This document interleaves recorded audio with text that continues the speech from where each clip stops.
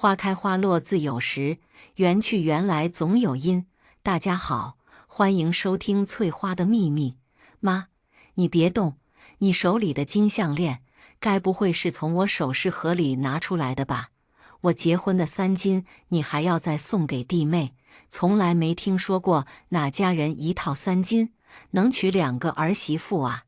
我指着我婆婆递出去的细得可怜的金项链，说是3金。其实张家只给了这一条旧的金项链而已。我难以置信，他们一家人竟然这么对我。这顿除夕团圆饭，原来只是婆家想偷走3金的借口。我顿时满心愤懑。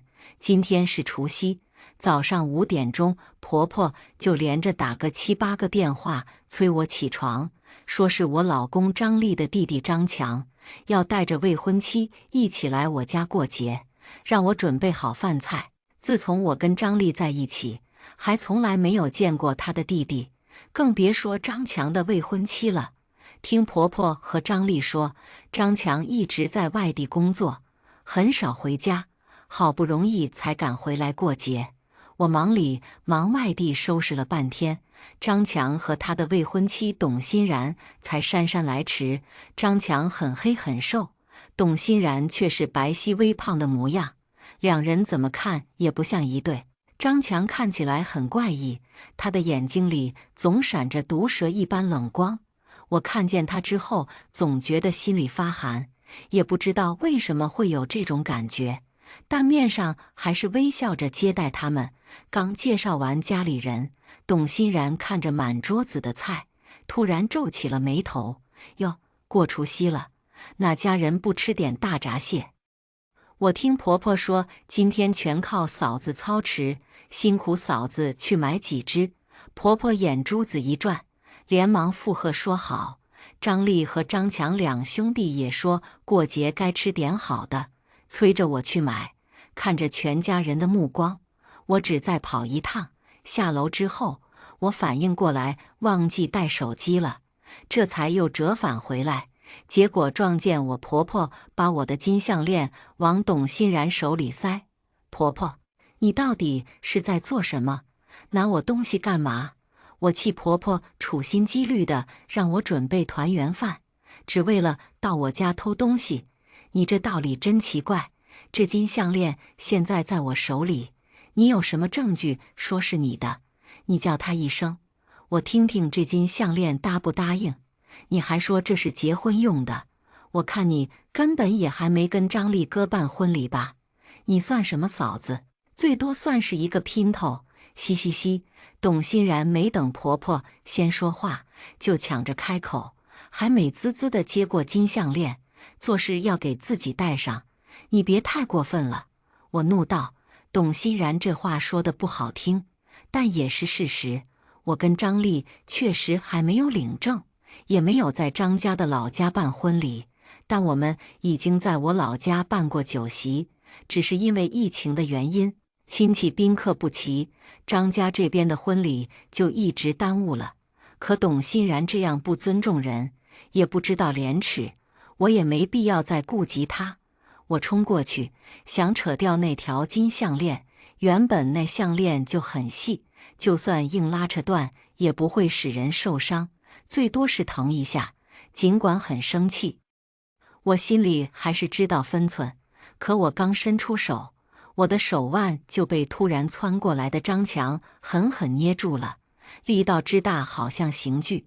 我顿时受不住这个力道，啊的一声痛呼。张强看我没有还手的余地，没过多久就松开了我。董欣然笑嘻嘻地站在张强身后，满脸得意，对我翻了一个白眼。姐，一条金项链而已，欣然喜欢，你就给他吧，大过节的，别找事。张强没有丝毫歉意，冷淡地说道，与其说他这是在劝说我，还不如说是在威胁我，毕竟我的手腕已经显出青紫的颜色。我充满忌惮地看着张强，气氛瞬间降到了冰点。张强也不顾及我的表情，反而对着张丽挑了挑眉。哥，女人不该出来丢人现眼。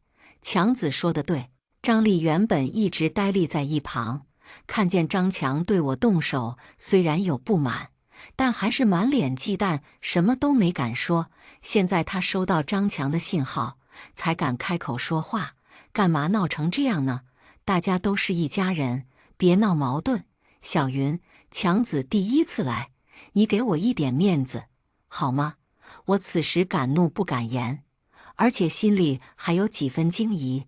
我发现不仅是张丽，连婆婆也一直在看张强的脸色，但没有张强的授意，不敢轻易插嘴，这让我更加忌惮，不敢随意对张强。张丽陪笑走过来，捧着我的手腕，轻轻呼气，看着老公小心翼翼的模样，我又有一丝心软。虽然婆婆和张强他们很过分，但张丽总归是心里向着我的。大过节的，我也不想找不愉快，也就不想再追究。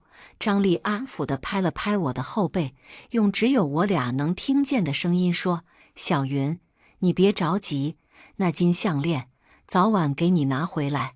我妈就是暂时给董欣然戴，在我妈心里，还是你这个大儿媳最要紧。”我疑惑地看着张丽，没听过给出去的3金再要回来，而且听着张丽话里话外的意思，婆婆从我这里拿走一次，还要再从董欣然手里拿走，天底下哪有这么离谱的事情？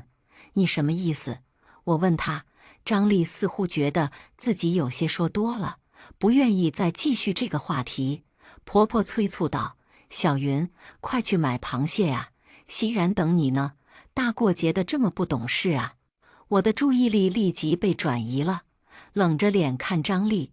张丽笑了笑，抱着我哄道：“小云，为了我们这个家，辛苦你一趟，好不好？”我叹息了一声，还是出门买了螃蟹。因着不想听董欣然再多嘴多舌，也因为过节的喜庆，我狠下心买了贵螃蟹，反正我自己也能吃到。但我没想到，我忍着气恼买这一次昂贵的螃蟹，以后会在关键时刻救我一命，成为我的一道护身符。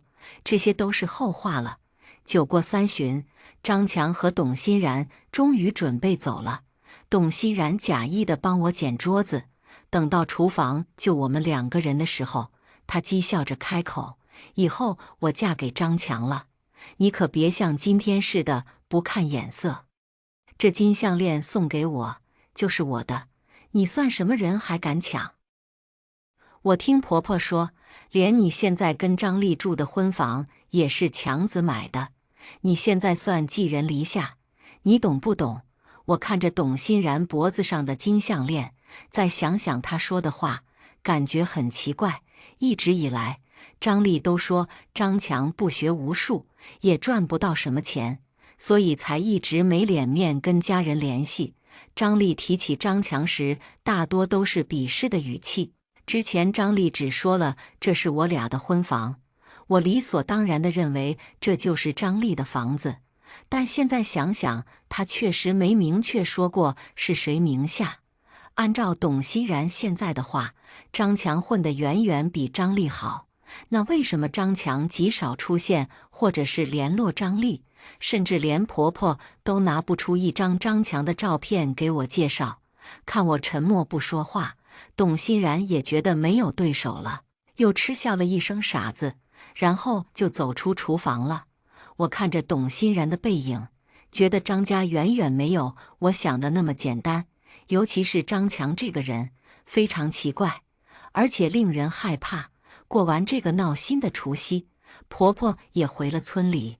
我本以为张强的事算是过去了，却没想到才过了1个多星期，婆婆又一大早给我打电话，说是张强要带着未婚妻来吃饭，让我准备一些鸡鸭鱼肉。又是他们，我只觉得头大。但张丽劝说我，说是最近婆婆在准备我们的婚事，确实是忙得不可开交，没时间照顾张强的事，让我再忍一忍。我以前就听别人说过，做儿媳不容易，做远嫁的儿媳妇更不容易。看来果然是这样。我跟张丽说明办完婚礼之后，还是让张强他们去婆婆家吃饭？我不想再伺候这2位活祖宗。张丽满口答应。我这才准备了一桌饭菜，张强还是姗姗来迟。但他一进门，我惊呆了。他带了的是一位陌生的未婚妻。他抿着嘴笑，说自己叫宋琦，只是张强的相亲对象，不是未婚妻。婆婆满面笑容地迎过去，在兜里掏了半天，最后掏出一根很细的金项链，正是送给我又送给董欣然那一条。我张了张嘴，但全家人都笑着看着宋琦，就好像董欣然这个人从来没有出现过。婆婆对宋琦说着与上次几乎一模一样的梯级话，我突然觉得毛骨悚然。董欣然当时多番炫耀这条项链，就算分手也绝不可能主动退还。那董欣然到底发生了什么？当着新未婚妻宋琦的面，我不好意思多问董欣然的事情，只能等送走了张强，私下问张丽。张丽却显得很开心。你不是不喜欢董欣然吗？现在他和强子分手了，金项链也还回来了，你怎么还惦记他了？看着张丽得意的笑容，我突然在他身上感觉到了与张强相似的寒冷气息。小云，你看我没骗你吧？金项链回来了，别担心，以后还是你的。张丽又安慰地拍了拍我，我却非常不安。金项链我不想要了，我感觉你弟弟有点奇怪，是你多心了，你应该多想想我们的事。张丽劝我别多想，这个张强处处透着诡异，跟温柔的张丽完全不是同一类人。幸好我要嫁的人是张丽，尽管张丽一直在安抚我，但我还是忍不住想董欣然的事情。可我做梦也没想到，再见董欣然的时候，那个会挑剔螃蟹的女孩正被铁链锁着，满地屎尿，像狗一样大口吞咽着馊饭，而我也会沦落到跟她一样的地狱中。当晚，张丽对我百般殷勤，又说他弟弟不懂事，但他可不是那种花心的男人。小云，你愿不愿意明天就跟我领证？睡前，张丽握着我的手，恳切地问我。我当然愿意跟你领证，但不能是明天。我们不是说好了吗？办完婚礼就领证。我爸出车祸走了，我妈只有我这一个女儿又远嫁了，不公开办婚礼就领证。她心里不舒服，觉得我进你家门名不正言不顺。再说婆婆都在准备了，很快就可以领证了。我被她认真的神情打动，但确实不能答应她明天就去，只能柔声劝着张丽。她沉默了一会，然后点点头。你说的对，是我太着急了。但是小云，我太爱你了，我真的好想娶你。我明天就带你回老家准备婚事，好吗？这么急？我不由得惊讶。之前我几次提议去他家看看，张丽都推说村里条件太差，不想我去受苦。这次竟然主动邀请我去，不算急了。其实我妈一直说很多婚礼的细节想跟你聊聊，只是我看你最近忙，怕你太辛苦，反正早晚也要回老家，择日不如撞日，我们明天就回去吧。小云，答应我吧。张丽情到深处，便抱住了我，在她的怀抱里，我点头答应了，压下了心里诸多对张强的疑问，只沉浸在快要结婚的喜悦中。次日，我来到婆婆家，才知道她家真的非常偏僻，最后的路程只能靠走，车绝对不可能通行。婆婆家被砖头墙围起来，墙头建得极高，看起来颇花费了一番心血。而且婆婆家与邻居相隔都比较远，似乎邻里之间也不常来往。而张强说是去见宋琦，并不在家。婆婆说婚事还要听张强的意思，一整天竟然一句正经事都没聊。但第二天是周六，我也就没多催。到了深夜，张强仍然没有回家。我感觉这时候气氛已经不对劲了。张丽坚持和婆婆一起等张强回家，我只好陪着等。张丽焦虑地走来走去，最后问：“妈，强子会不会背？”说完，她欲言又止地看了我一眼，似乎有话不能当着我的面说。而婆婆原本还能坐住，听到张丽这么说，立刻跳起来吼：“别瞎说，你懂什么？再等等！”我不知道这母子在打什么哑谜，只能抵抗着困意陪着。不久之后，我有些内急，婆婆家还是用外面的旱厕，张丽还是焦虑地等着张强，没有陪我的意思。我只好自己走出去。我一出门就被冷风吹了一个满怀，此时已经是深夜了。村里没几户灯光，我什么都看不清了，四周只有一片诡异的僻静。而婆婆家的高墙阴影此时显得也非常阴森。不知道为什么，我觉得这黑暗中仿佛隐藏着什么东西，每一步都走得谨慎。啊，在这黑夜的死寂之中，突然传来了一个不似人声的惨叫，我吓得浑身一个激灵，这才发现我脚下的地方不再是土路，而是一个厚重的木盖子。也许是我踩在木盖上的声音，我咽了咽口水，停在原地，想分辨一下哪里来的声音。啊啊啊！刚才那种惨叫接连传来了3声，我这次确定这个声音不是我造成的了，心里直发毛。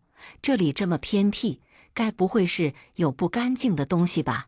一瞬间，我满身都是冷汗，我不敢再走，只是屏住呼吸细细听。救命啊！救命啊！我终于听清了那惨叫在说什么。脏东西哪有喊救命的？一定是有人。我四处寻找呼救的来源，最后趴在木盖上，确定了那声音的来源。我伸手想掀开木盖，却在边缘触碰到黏腻的感觉。我收回手想仔细看看，却闻到了一股血腥味，是鲜血。这下面该不会藏着一个人吧？我正要掀开盖子，却偏偏在这个时候听见了张强骂骂咧咧的回来的声音。我不敢再有动作。如果这木盖地窖下面真的藏了人，与张强一定有关系。我来不及躲避，又担心张强发现我知道了这个秘密，只好先藏在柴火堆后面。张强一进院子，婆婆马上出来迎他，惊叫了一声：“哟，怎么手出血了？还不是宋琦那个小贱人！”我本来想把他骗回来，结果他不愿意，抓他的时候竟然敢咬我。张强恶狠狠地说道：“现在的人是不是有病？我还没拿这个小贱人怎么样，只是拉了他几下，就有几个男的一直看。”张丽也从屋里走了出来：“强子，你终于回来了，我还以为你被警察抓走了。”张强本来就满肚子气，听见张丽这么说，更是发怒，马上给了张丽一拳：“你会不会说话？我有经验，才不会被条子发现。”张丽的呼吸也粗重了，明显有了火气。有经验？你都几年没做拐卖妇女的活了，现在早就跟以前不一样了。你不行了！张强听到拐卖妇女4个字，立即捂上了张丽的嘴。你给我闭嘴！这是随便说的吗？你那个女人万一听到怎么办？婆婆看两人都发了火，连忙劝说：“别担心，小云去厕所了，路远，一时半会回不来。强子，别动手啊！你哥还能害你吗？”我刚听到张强提到我的名字，吓得冷汗直流。原来张强是在做拐卖妇女的脏事，怪不得我一直觉得他总是怪异可怕。而且看来张家人全知道这件事，但我没想到，接下来我听到的话更加颠覆了我的三观，也使我的处境更加危险。我哥不会害我，他又是什么好东西？我卖女人，他搞诈骗，谁也不比谁好。张强显然真的动了怒，也开始回击。你说我不行，那你行。小云他爸的车祸赔偿款你到手了吗？你还真花几万给他办婚礼，骗不到钱，还花自己家的钱，你算有能耐吗？哪用得着几万？随便办办就行了。之前说好了，我出房子，他家给装修钱和买车钱当陪嫁，可他妈说不结婚不给钱，我有什么办法？只能办婚礼了。领证之后拿到更多钱，我再离婚。张丽挣开了张强的手，但语气很心虚。我看你还是把小云卖了吧，骗钱太麻烦。前几年生意好，我都在县城里给买房了，有那个房子你才能骗点钱，不然现在的女人多精明，能跟你。张强啐了一声张丽，强子，不是哥不相信你，现在销路也不好找啊。那个董欣然，你也没卖出去啊。张丽又略带不满地抱怨。我难以置信地听着这番对话，要不是他们兄弟俩吵起来，我真的想不到我会被骗得这么惨。我止不住的心里发寒，又是害怕又是伤心，忍不住颤抖。突然，咔的一声，我偏偏碰到了堆放不稳的柴，有几根柴发出了声音。张强咦了一声，往这边走过来，我只吓得魂飞魄散，能把身体缩到最小，闭上眼睛不敢看，怕与听见声音走过来的张强对视。咚咚咚，张强的脚步声越来越近，我只能在心里无声的祈祷：强子，你干嘛去？那宋琦跑了，金链子拿回来了吗？婆婆的声音忽然响起来，她并没有听到柴火的声音。张强停住了脚步，似乎觉得自己多心了，转过身去，冷笑一声：那还能让他占了便宜？说完，他掏出来一根金项链，走回去递给婆婆。我透过木柴的缝隙，看到那链子上泛红，分明就是血迹。婆婆很高兴，拿过那根不知道过了几手的金项链，左看右看，确认之后笑出了满脸皱纹。强子，先回屋吧，妈给你的手上点药。婆婆拉着张强进屋，而张丽也跟着一起回了屋。我僵硬地等了许久，都没有人再走出来。到了此时，我才敢呼出一口气，刚才紧张的似乎已经快窒息了。原来张强频繁换所谓的未婚妻，只是把那些女人骗到老家的一个策略，是因为这几年女性越来越精明，所以他才会带着她们见家人，假装真的要结婚。而张丽也根本不是什么好东西，他们兄弟俩的路数差不多，只是张丽跟我在一起是为了侵占我爸的车祸赔偿款，要不是因为疫情，我家的宾客不能过来，一直办不成婚礼，而我妈又要求我必须办了婚礼名正言顺的领证，我早就被张丽骗得血本无归。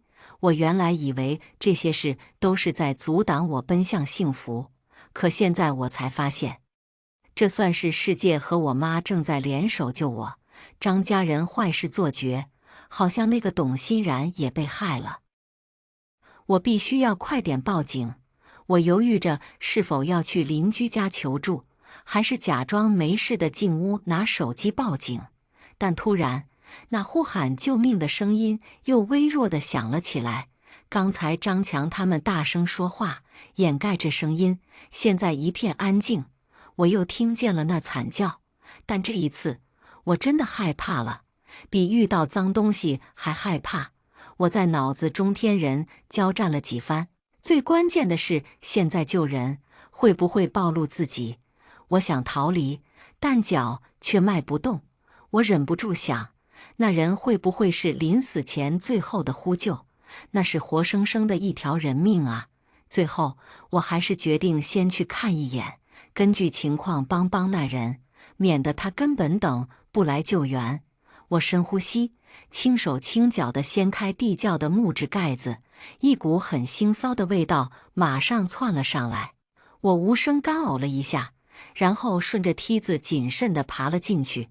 等我借着微弱的月光看清楚地窖的情况，我简直傻了。呼救的人就是董欣然，离我上次见到他已经快1个月了。他身上似乎还是穿着同一套衣服，很可能离开我家之后他就遇害了。董欣然被一条铁链锁住了手臂，他的脚也受伤了，还有新鲜的血迹，可能墓盖边缘的血就是他的。此时他衣不附体，身上还传来一阵阵的尿骚味。距离他不远的地上放着一堆已经长毛的米饭，按照铁链的长度，他必须像狗子一样趴在碗边上才能吃到饭。在更远一点的地方放着一碗水，可是看铁链的长度，董欣然根本够不到水。也许是张强为了借机施虐才准备了这个水碗。董欣然似乎没料到真的有人会下来救他，缓慢地抬起头，我倒吸一口冷气。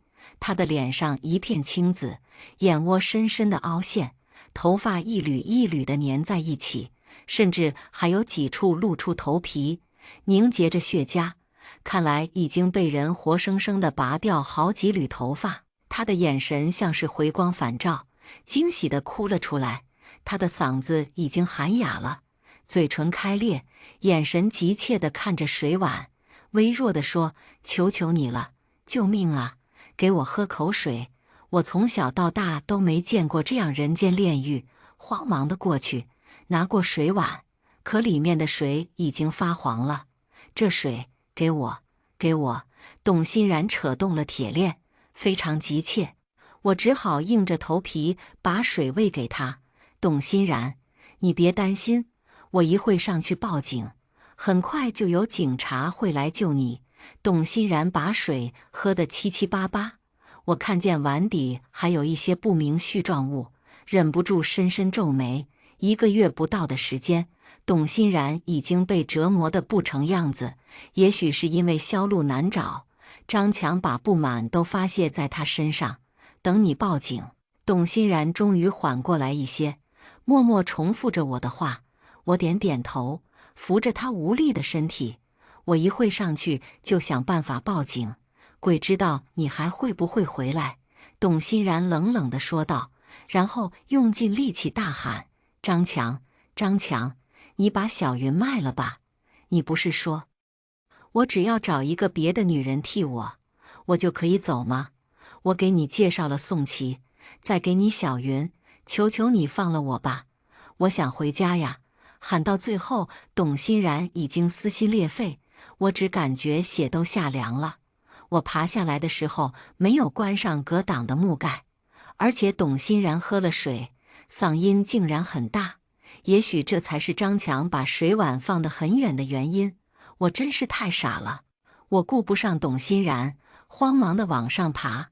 刚刚爬出地窖，张强已经冲了出来，距离我只有几步远。我立即转身，疯狂地往门外跑，跑向最近的灯光。我不敢想象被张强抓住之后的命运，眼泪不争气地流出来。你别跑了，没用！张强发狠地冲我喊。啊！我努力地跑，但天色太黑，根本看不清脚下的路。我的脚一微，滚下了一个土坡。我还想再站起来，哪怕爬也想爬到那灯光里面，但张强已经一脚踩住了我的腰。啊！尖锐的疼痛从腰部传来，我又一声惨叫：“小娘儿们，挺能跑啊，让你跑！”张强挪开了脚，又把我的头狠狠地踩向土里。我一瞬间就感觉到了濒死的窒息，不知道过了多久，或许只有2、3分钟，但我觉得非常久。张强终于抬脚让我呼吸，他哈哈大笑，拽着我的头发把我强拉起来，往家里走。我疯狂地咳嗽，口鼻都是土，而且浑身都疼，已经意识到了男女力量的悬殊，只能跟着张强走。一进门，就看见张丽和婆婆正等着我们。他们知道张强一定能抓住我，根本都没有追出来。小云，你怎么？张丽恨铁不成钢似的跺脚，似乎还想走过来。婆婆则拉住了她，劝说道：“她发现了这事，留不得了，别因为女人误事。我哪是心疼她，他爸那笔车祸的赔偿款几十万呢，这大好的机会就没了。张丽这一句话让我的心彻彻底底沉入冰点，我唯一的希望已经破灭了。张强索性把我扔下了地窖，随后他们3个人也下来了。他们知道我发现了张家拐卖妇女的秘密，此时全家齐上阵，要把我捆得严严实实。而一直在等待的董欣然看到了这些人，露出癫狂的神情，对着张强咚咚磕头：“张强，强哥，我找到替死鬼了，求你，求求你，放了我吧！”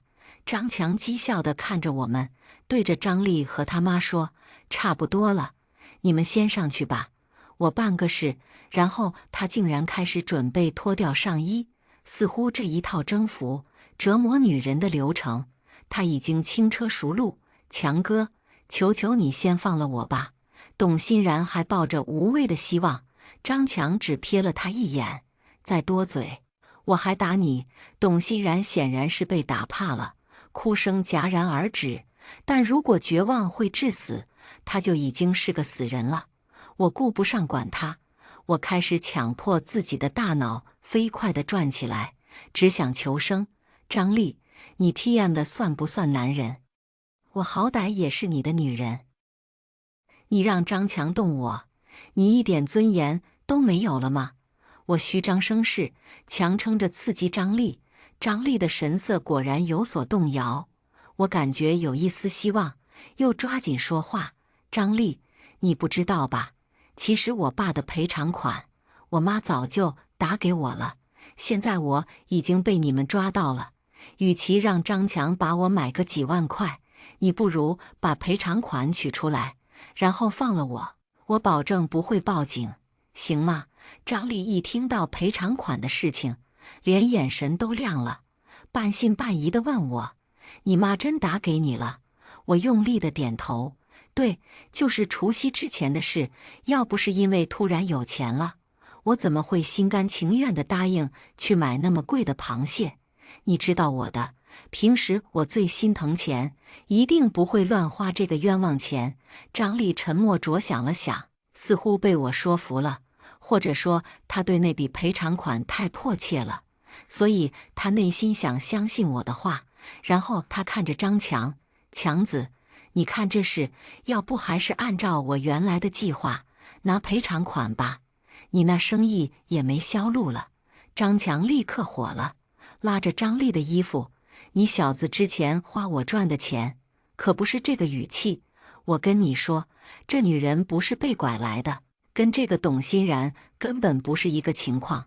如果不赶快脱手卖了，万一出事，我们俩都得进局子，你懂不懂？那个董欣然家里10来个孩子，也没朋友，根本就是爹不疼娘不爱，所以消失这么久也没人找。但这个小云可是独生女，不是没人管的女人。”张丽知道张强说的有道理，又犹豫起来。我害怕张丽真的被说服。张丽，我现在就转给你钱，我们是夫妻，连警察也不会怀疑我给你转钱的动机。虽然我手机银行有额度限制，但是全转完只需要2、3天。2、3天？张丽听完之后更不情愿了。要不然这样，我微信发个朋友圈，就说去旅行了，让朋友勿扰。如果你还是不放心，我就给我妈发一条语音，说我出门玩，这几天不联系她了。张丽听到我这么说，凭着对我的交际很了解，她把心一横，不再犹豫：“强子，一切家里事事都听你的，你到底有没有把我这个哥放在眼里？几十万和几万，你懂不懂？”张丽也真的动了气。早在之前偷听两兄弟对话的时候，我就发现张丽隐隐对张强不服气。也许是因为之前靠张强活着，但现在张强销路很差，张丽的不满自然压不住。说话间，两兄弟竟然动了手。我本想趁乱找一些防身的东西，但婆婆很快拉开了兄弟俩，将阴损的眼光看向我：“你俩兄弟别听他挑唆，小丽，你去拿手机让他转钱，强子再拿一条铁链把他的腿也锁起来，别跑了。张丽擦了擦嘴角的血，却还是听话的去拿手机。张强找出来一条铁链，慢慢向我走来。我已经看清了董欣然的惨状，也亲身体验了张强的暴力。我想我应该保存体力，于是索性没有反抗，顺从的让他把我捆上。也许是因为张丽刚才的突然的强硬，张强倒也没乱来，只是眼神一直在我身上转。张丽拿来了我的手机，我当着他们一家人的人转了10万给张丽，也给他操作演示了。如果再转账，银行就限制额度了，只能再等明天。张丽很高兴，在张强面前更加得意洋洋，因为我还能给钱，所以张家人没有为难我，主要是没有殴打我，就把我跟董欣然留在了地窖里。但与董欣然不同，他因为腿受伤已经跑不了，但我的双脚被锁了起来。等木盖子盖上，地窖最后的光也没有了，这里只有绝望。他们不会放走你，你跑不了，我也跑不了，都得死，都得死。董欣然似乎已经彻底崩溃了，语气癫狂。我恨他出卖我，更恨自己傻，非要下来看看情况。我当然知道张家人不会放过我，只会在榨干了钱之后再把我卖出去。但我在赌我妈会不远万里来救我。我爸出车祸之后，我妈其实早把赔偿款打到了我的一张旧卡上，我却把那张卡给了我妈，说明我绝对不会动用这笔钱，这是给妈妈养老的钱。直到后来，我妈才说把这笔钱用来给我结婚，因为这张卡还是我念书的时候办理，那时候还没有手机号实名制的要求。我家又是住在小村子，银行管理比较松，所以这张卡是我的名字，绑定的却是我妈的手机号。现在一下被转走10万这么多，我妈一定会发现不对，但这些话我不敢对董欣然说，他已经出卖过我一次，我不能再冒这种风险，能多活2天也是很好了。我只能这样对他说。呵呵呵，董欣然癫狂地笑起来。活着有什么好？我这种人活着只能痛苦。现在我已经消失快1个月了，我爸妈根本不找我。我妈为了生男孩，东躲西藏生了6个女儿，死了1个根本不在意。我从小穷怕了。张强说要给我18万8的彩礼，我这一辈子都没见过那么多钱呢。我相信了他，我以为我从此要过好日子了，谁知道他竟然是个畜生。为什么世界上的苦事都发生在我一个人身上啊？我不甘心啊！董欣然又哀嚎起来。我不知道他怎么突然这么多话，但也不敢多接话。小云，我知道就算你也被捆了，张强也不会放过我，但凭什么我要一个人在这地狱里熬着？张强根本不是人，时间长了，我就想，不管是宋琦还是你，如果有更多人陪着我，至少挨打有人分担，不是也挺好的吗？而且，万一呢？万一我跑出去了呢？董欣然又哭又笑，字字句句没有丝毫理性了。或许在他介绍出宋琦这个人的时候，他的心里已经急速的扭曲了。毕竟从他的惨状里，我都无法推断他到底受了多少折磨。我叹息一声，可怜之人必有可恨之处。但很快，我发现了不对劲，在这腥臭烟杂的地窖中，突然出现了一股浓重的血腥味。董欣然，董欣然，你在做什么？我焦急地问他。小云，我要解脱了，谢谢你喂我喝水。董欣然的声音变得虚弱，我的脑子里闪回了那个碗，碗边已经有破损，用它割断铁链根本不可能，但用它割人类的手腕还是轻而易举的。怪不得董欣然又哭又笑地说了这么多。董欣然，你别这样，你别放弃。我努力挣着铁链，想救救他，但张强怕我俩人互相帮忙，即使用了铁链也不放心，还把我们分别绑在了地窖的两边。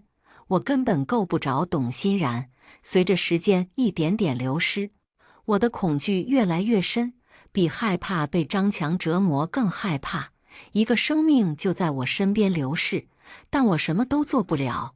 不知道过了多久，董欣然颤抖着说：“小云，对不起，我害了你。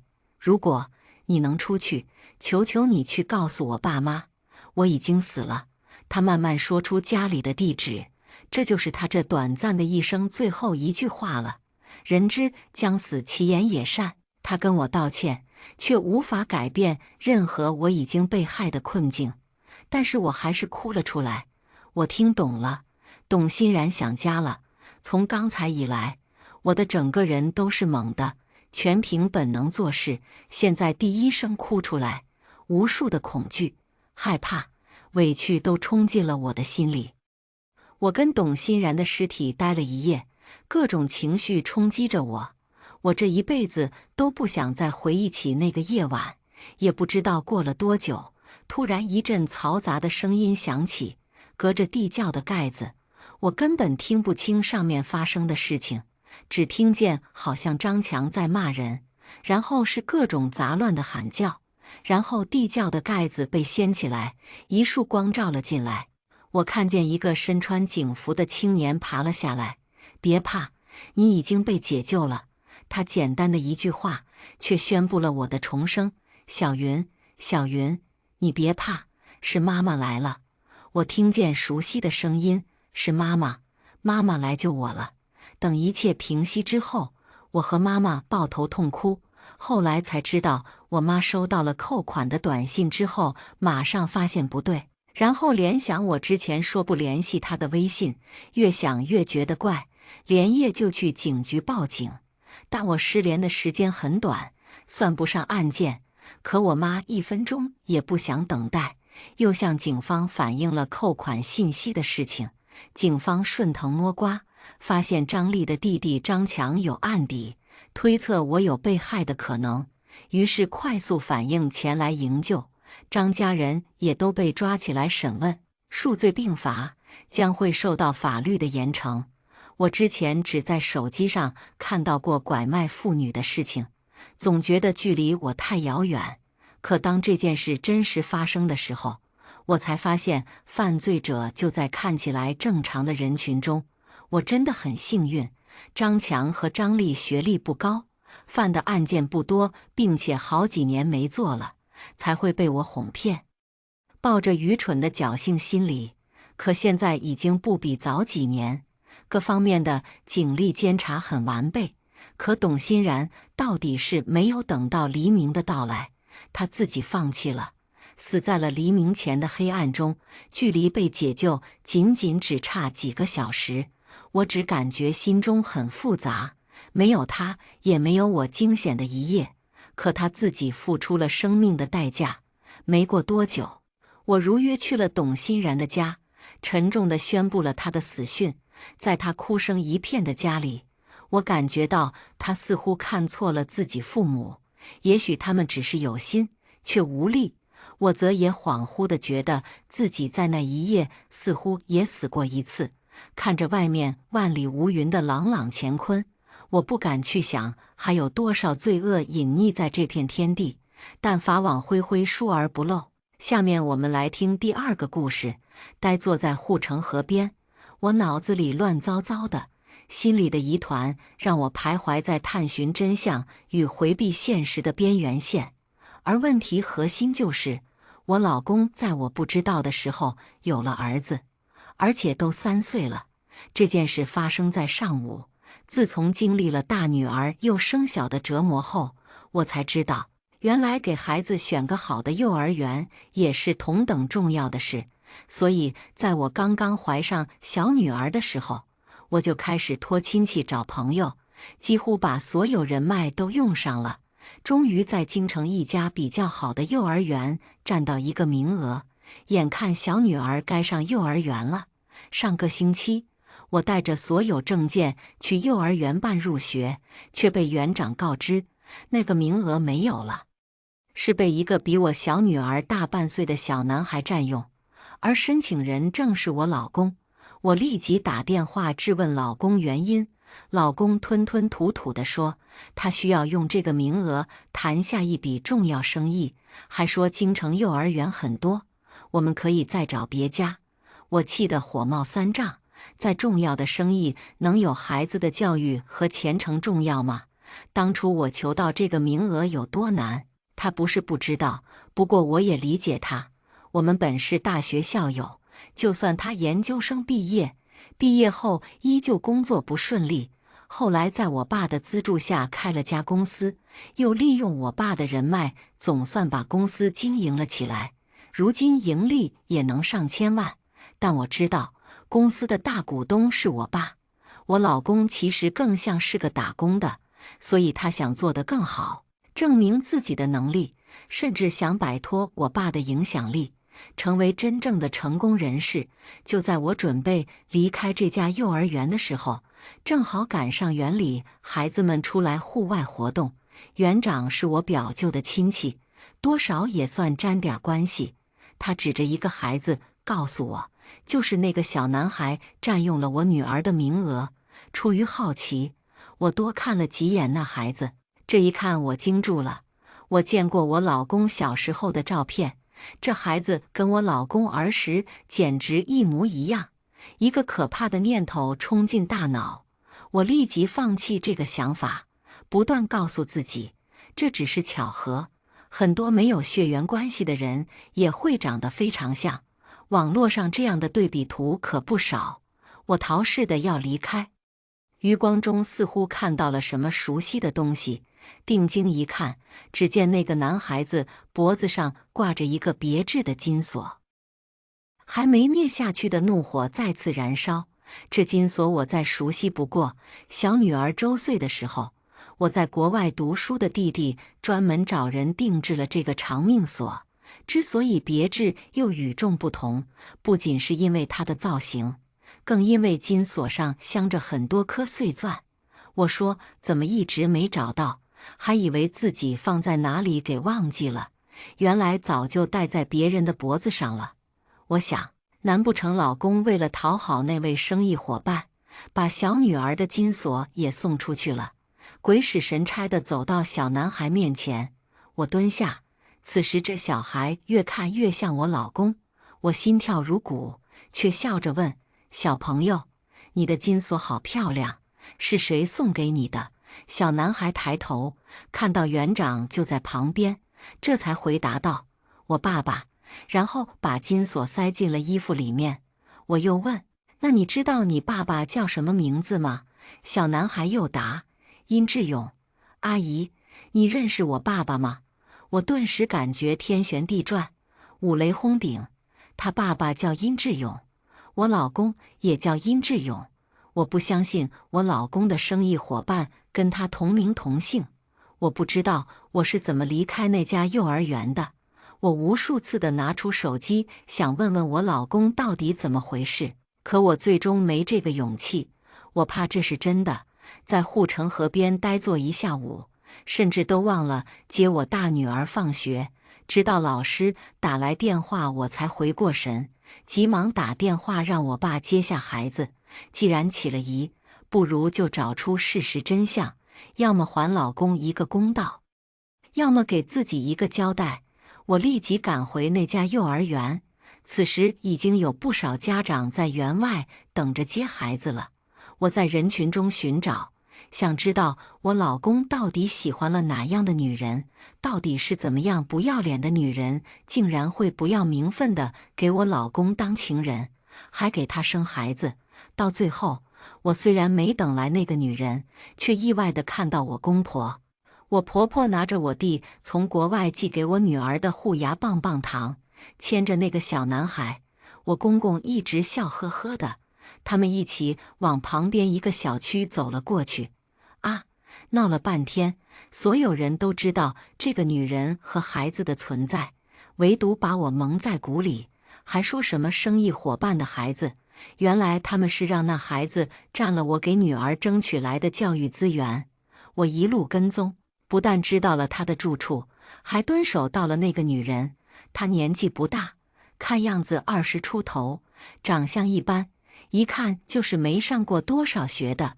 虽然一身名牌加持，却依旧掩盖不住她一身的乡土气息。我真不明白，就算我老公也是小地方的，但怎么说也是受过高等教育，怎么会看上这样一个女人？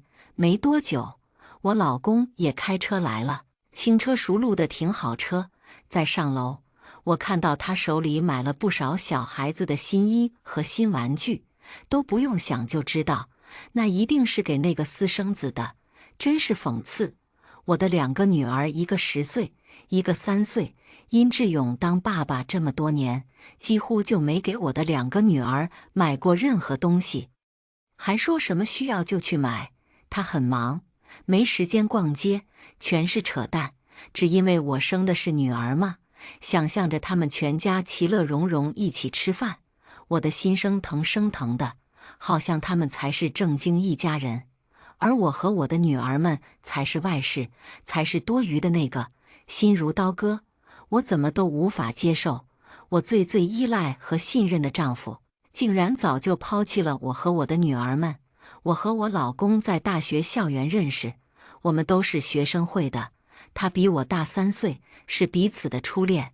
虽然他家经济条件不如我家，也不是京城人士，但他对我极好，他爸妈也待我为亲生。毕业后，我们顺理成章的结婚了，还把他爸妈也接了过来，并给他们买了房子。婚后他忙于事业，但依旧待我如初。我头胎生了个女孩，不过因为胎位不正，当时难产，差点一尸2命。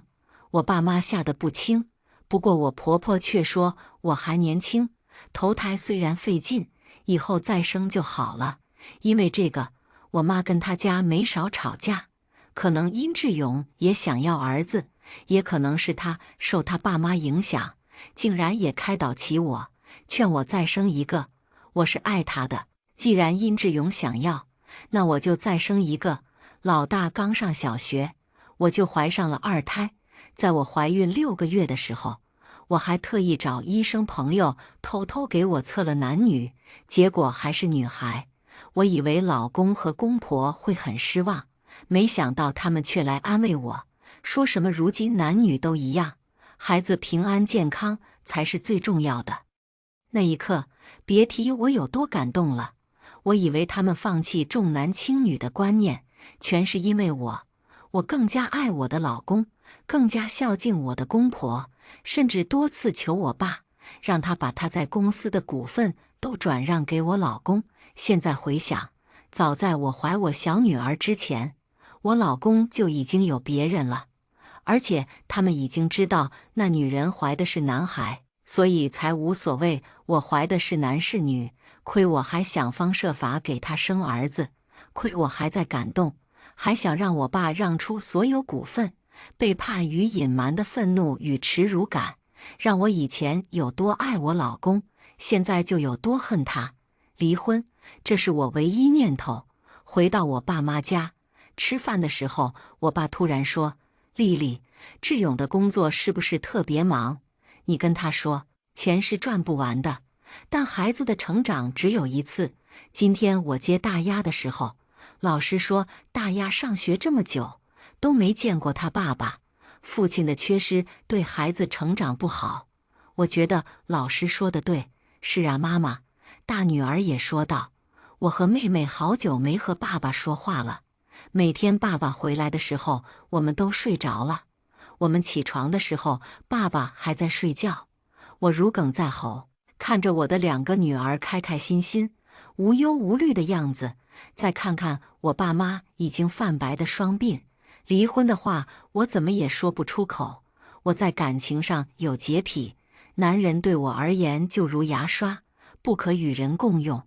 既然那个女人用了我老公，既然我老公已经背叛了我，殷志勇我绝不会再要了。我嫌脏，心里想着要背着我爸妈偷偷把婚离了。这一刻，我突然想到，我家所有的钱都是我老公在管，股票、债券、基金、保险都是他一手打理，甚至我家有多少资产我都不知道。而且婚后我们还买了3套房，在2套记他的名下，1套记在他父母名下。我名下除了需要还钱的信用卡，什么资产都没有。我怎么这么缺心眼，竟然如此相信他们？婚要离，但我不会轻易便宜了他们。我所有财产，还有他们花在那女人和私生子身上的钱，我要全部拿回来。还有他们应该给我的赔偿金。志勇工作是挺忙的，我笑着说道：“不如这样，爸，您和我妈帮我管一阵孩子，我去公司帮忙。而且不管怎么说，公司您都占了大半股份，我得女成副业不是？”老爸疑惑地看着我，不过我自认伪装得很好，老爸也没看出什么，点点头算是答应了。当晚我住在我爸妈家，我老公竟然连问都没问。这要是我和孩子们在外面出了意外，他会不会是最后一个知道？我的心更冷了。第2天，我直接杀到公司，我老公还没来。自从生了大女儿，我就没再去过公司。公司里来了不少新员工，认识我的老员工不多了，其中财务主管和2个部门经理还在。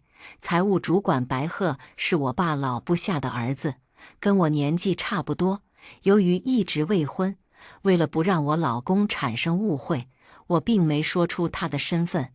白鹤看到我来挺意外，又往我身后瞧了瞧，知道我是自己来的，把我叫到财务室，犹豫了好一阵才跟我说道：“周丽，我知道我不该怀疑殷总，不过我得对得起周叔，毕竟这笔支出挺多的。”我的神经立马紧绷。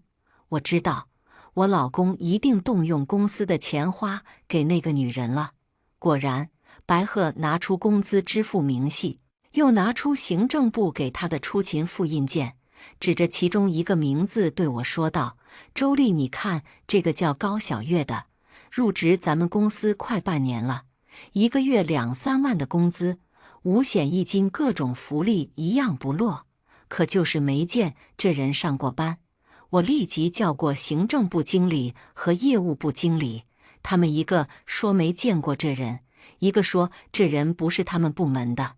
我又让行政部经理把高小月的入职档案拿给我，上面的照片差点刺瞎了我的眼。这人正是殷志勇的情人，竟然把情人养到公司里来了，让他领工资福利吃白食。看来我的所作所为也真够让殷志勇放心的，让他竟然如此光明正大。在行政部经理和业务部经理离开后，白鹤又告诉我，最近殷总从公司提取现金越来越多，也越来越频繁，问我和我爸不知道这事，还是家里出了什么紧急情况，家丑不可外扬。我不想让外人知道太多，更何况我现在也不能打草惊蛇，只说这事我知道。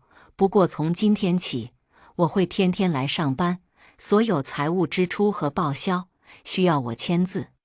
这边刚交代好，老公就来上班了。看到我在，他特别意外，毕竟我好几年都没来过了。公司的业务更是从不过问。志勇，我笑着迎了上去，心里却恶心得要命。我说道：“我看你天天早出晚归的，知道你工作忙。我爸说他帮咱们看孩子，让我过来帮忙。”殷志勇的表情特别纠结，他别扭地说道：“丽丽，我是你老公，赚钱养家本来就是我的分内事，你好好带孩子，公司的事你让爸别担心，我应付得来。”这样的话，殷志勇以前经常说，我特别受用，也都当真了。现在知道了高小月和私生子的存在，我才知道他是想把我排挤在外，想让我一直蒙在鼓里，看着自己曾经深爱的男人。此时我的感觉只有恶心。我转过身，我怕我厌恶的表情藏不住，说道：“我爸不放心，毕竟一大半都是他的股份。既然他让我来，我就来看看吧。殷志勇以为我是无奈而来，扶着我的肩膀，柔声说道：“丽丽，要不让爸把股份都转给咱们吧？那些钱算是我借的，等我赚够了，马上都还给他老人家。”这话他以前也说过，所以我才一次次跟我爸提起这事。现在想想，只怕他早就计划吞没我爸财产，好带着他的情人和儿子幸福快乐过日子去了。志勇，你放心，我一定会说服我爸。我转过身安慰着他，同时按计划说道：“只不过有件事我一直不知道该怎么跟你说。”殷志勇紧音了，连声问怎么了。我说道：“小轩不是在国外留学吗？前段时间听他说，他和同学一起建了家外贸公司，现在生意初期，需要挺多钱的。他已经跟我爸要过一笔了，不好再要，所以就借到我这儿了。你也知道，咱家钱都是你管，我也没钱，所以小轩就是我弟，一直在国外留学。他的确和同学一起开了家公司，不过是高科技公司，启动资金也是他勤工俭学挣下的，没跟家里要一分钱。”我心里默默念着：“小轩啊，为了老姐，你就牺牲下你的名誉吧，老姐会感激你的，毕竟有公司股份做诱饵。”殷志勇倒是没犹豫，爽快地答应：“这个没问题。小轩需要多少，我让财务把钱打过去。公司的钱。”我冷笑：“公司的钱本来就是我周家的，还用得着跟你要？”我又摆出一副为难的表情：“志勇，这次有些麻烦，我爸也不知道怎么了，说要来公司查账，借给小轩的钱只怕不能从公司走了。我记得咱们手里还有些存款。对了，最近股市不太好，把股票都卖了吧，只要帮小轩挺过这一阵子，他很快就能把钱还回来。”果不其然，殷志勇的表情很难看，说什么他最近忙，那些股票债券他一时没时间打理，等的就是他这句话。我立即接话，告诉他我怎么也是个商科毕业的，既然他忙，我就应该帮他，以后我会帮他打理那些股票债券，并再一次用公司的股份做诱饵。也不知道他跟那个女人承诺了什么，殷志勇对公司的股份特别执着，最后不情愿地将他股票和债券的账号告诉了我。但我知道，这只是我家财产的一小部分，因为过了工资发放日，也没见那女人跟我老公闹，想必是我老公用他的钱买给那女人发工资了。我又去找了我做银行经理的大学同学，查到我老公名下所有的资产账号。让我气愤的是，我老公竟然背着我给我的公婆赚了好几百万，而我公婆又用这笔钱给情人买了房产。啊，他们可真会玩！这样一来，就算我发现了他情人的那套房子，他们也可以说是我公婆赠予的，算不上我夫妻共同财产。我回公司上班了，可即便家里还有2个孩子，我老公依旧早出晚归，很多时候还夜不归宿，理由当然是工作和应酬。以前我信了，还很体谅和心疼他，现在我知道他是去陪那个情人和私生子去了，自己的2个女儿完全不管不顾，却顾着外面的。他可以不爱我，却对自己的女儿如此冷漠。我报复的心越来越强。我知道他一直很在意我爸妈对他的看法。我借口我要上班，工作忙，我把我爸妈接回了家，让他们帮忙照顾我的女儿们。我虽然离开职场有好几年了，但公司业务上的事，熟悉一下就可以捡起来。不过为了我的计划，我还是跟我爸说，我很多业务不知道怎么操作，需要他老人家亲自指导。我爸也有自己的公司，不过多年的运营，他现在基本上就是一个甩手掌柜，正愁一身本事无处施展。看到我向他求助，他毫不犹豫答应，还经常跑去公司。这下殷志勇不但确信我爸来公司查账，也不敢以工作和应酬为借口不回家，更不敢再乱动公司的钱了。不过一到晚上，他的电话就没断过，每次他都是偷偷跑去书房接电话，从书房出来的时候显得特别烦躁。我知道那是情人在给他打电话，要么催他过去，要么是在要钱。我也不戳破，就跟我爸妈说他工作忙，都是工作上的事。我爸是过来人，一次两次他没在意，连着3、4天，他就板起脸问殷志勇，是不是工作上有什么难解之题让他搞不定了，所以才会这么烦。别说殷志勇的工作能力还可以，就是真有搞不定的事，他也不敢让我爸知道，否则我爸更不会放权给他，更别说公司所有的股份了。也不知道殷志勇是怎么跟那个女人说的，高小月变得消停了起来，晚上也不给殷志勇打电话了，似乎一切都回归了平静。而殷志勇也好像对我的2个女儿开始关心了起来，但我知道他心里依旧挂着那边在家里的表现，无非就是做给我父母看的。我再一次偷偷跑到幼儿园，看到依旧是我公婆在接送那孩子，然后再回高小月家给他们母子做饭。这几天正好我妈过生日，我弟小轩也回国探亲，我并没有把我和殷志勇的事告诉我弟，我太了解小轩的性子了。如果他知道殷家这么欺负我，他一定不会轻饶了殷志勇，还有外面那个女人。我妈生日那天，我还把我公婆也请到了家里，我亲自下厨给他们做饭，当着所有人的面，我故意问向我弟小轩，你还记得二丫周岁的时候你送的那个长命锁吗？我怎么也找不到了，我想再买个一样的。姐，那个是我去欧洲旅行的时候找人定制的，你总不会再为了长命锁去趟欧洲吧？再说了，那个老匠人能不能再得到还两说呢？我弟说道。我妈不高兴了。我说丽丽，你也不是那种粗心大意的人，怎么还会找不到了呢？你不是把所有珠宝首饰都放一起了吗？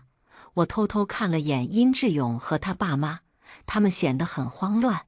我公婆并不知道这长命锁的来头，只见我小女儿戴过一次，看来就给惦记上了。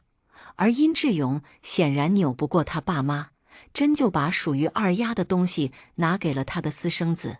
你爸妈一阵埋怨我公婆干笑几声，说这东西就是怪，有时候想找怎么也找不到，不找的时候自己就冒出来了。这话不假，但只限于随手乱放。珠宝首饰这类价值不菲的东西，我可是从来不会乱放的。我也恍然大悟的样子，对大家说道：我想起来了，不光是二丫的长命锁不见了，我以前买的一条钻石手链也不见了。我爸问：你确定没带出去？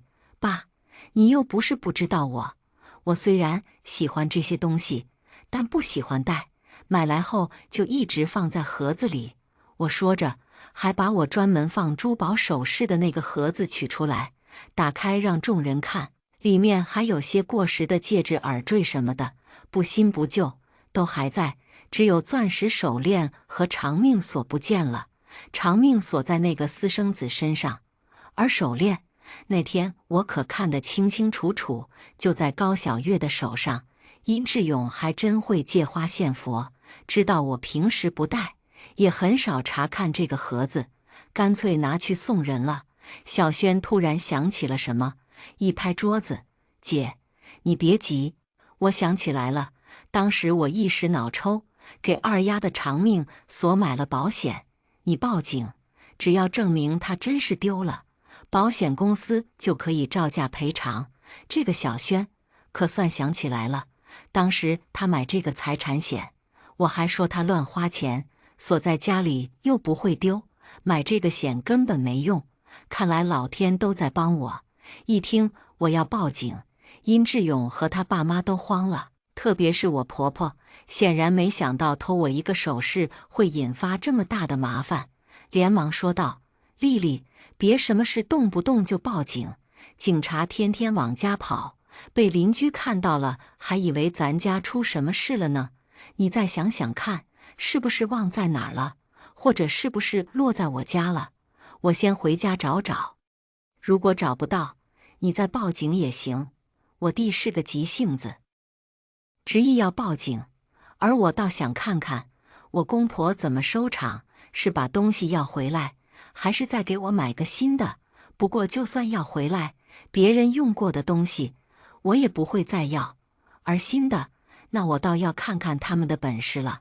小轩，算了，妈过生日呢，叫警察过来不好，反正丢了也不是1天2天了，过几天再说。我对我弟劝道，一顿饭总算吃下来了。我公婆如坐针毡，刚吃完饭就让殷志勇送他们回去。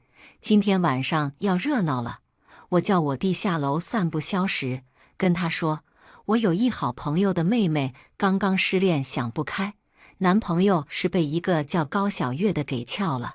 我要替姐们报复，让她找个帅气的朋友好好整整高小月。我弟一口答应。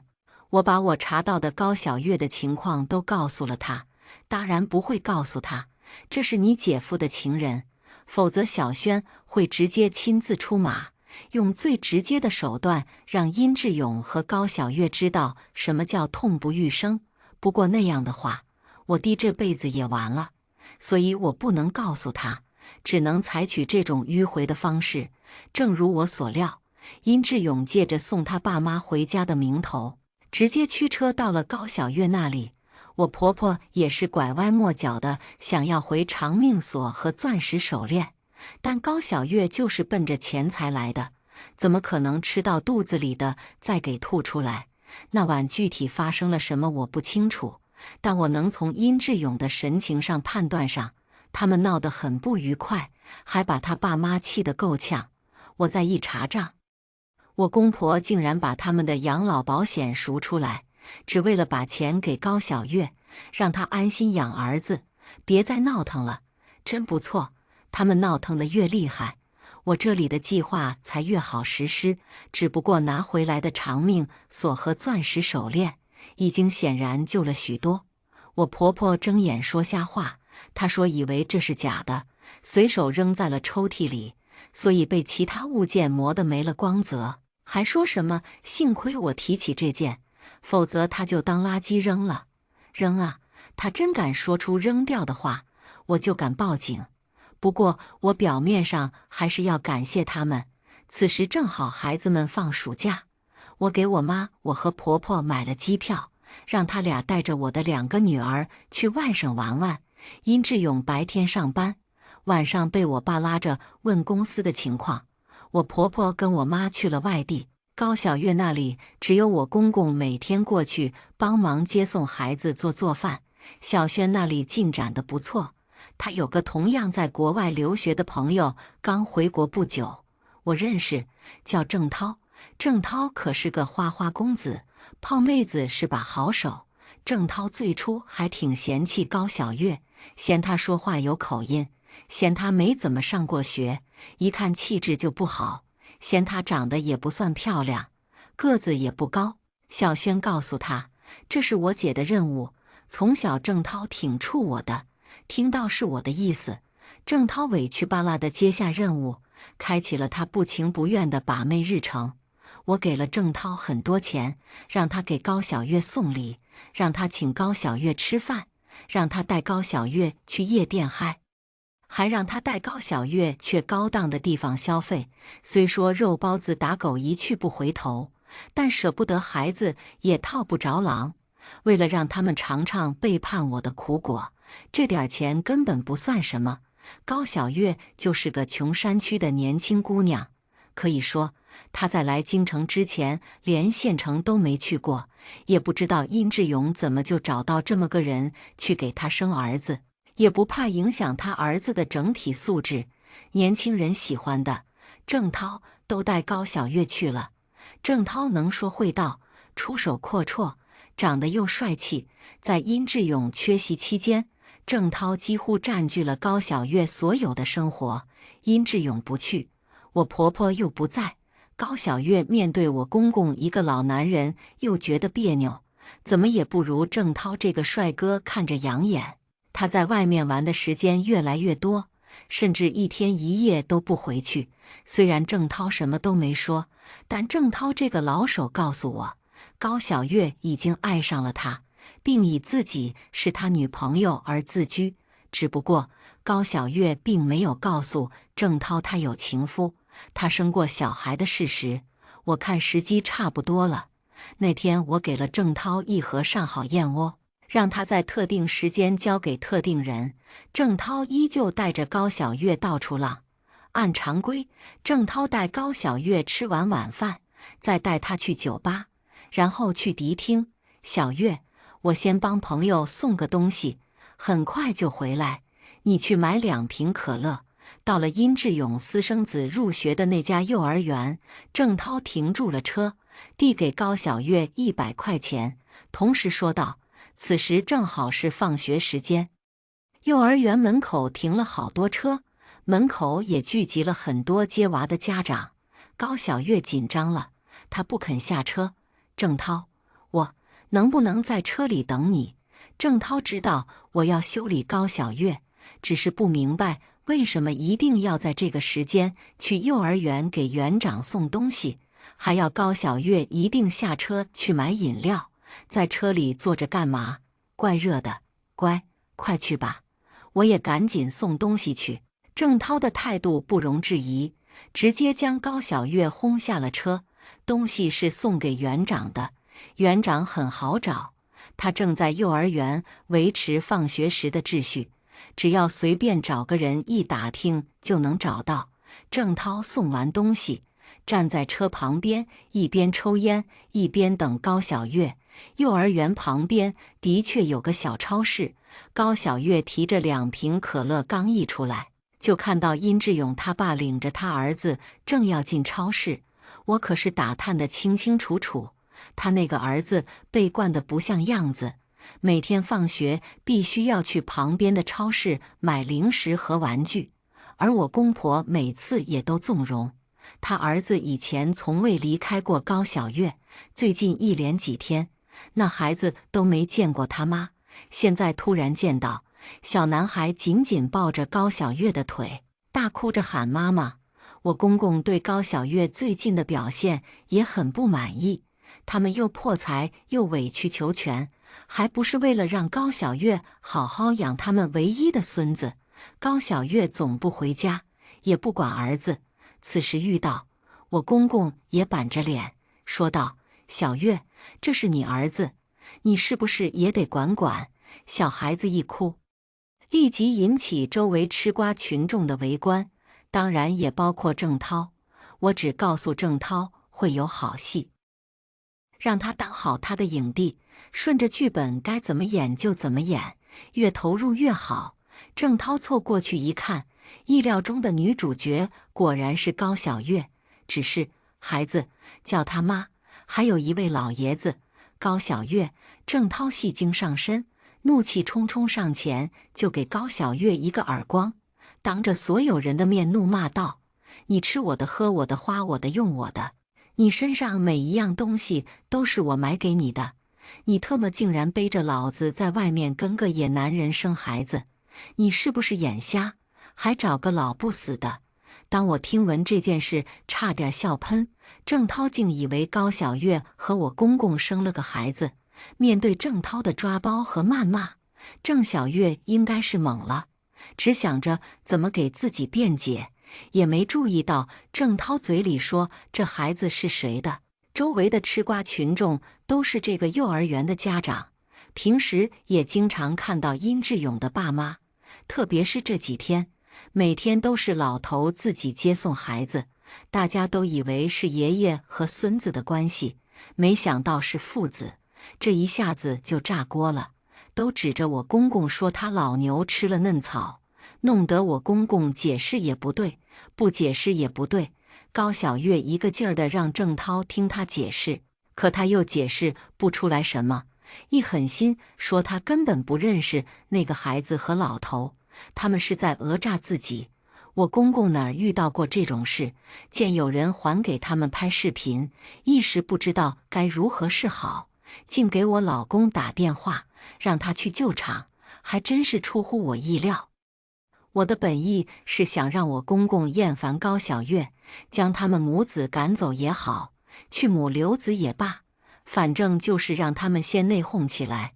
我公公遇到了这么大的麻烦，我老公正好刚下班，急匆匆就赶去了幼儿园。高小月既然想挽留郑涛，谎也说出来了，便咬牙说不认识我公公。等殷志勇到的时候，我公公终于松了口气。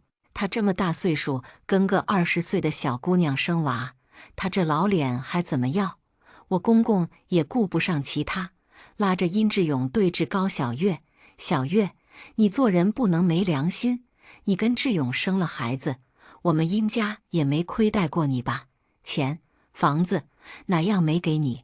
我还真没想过郑涛会跟我老公对上。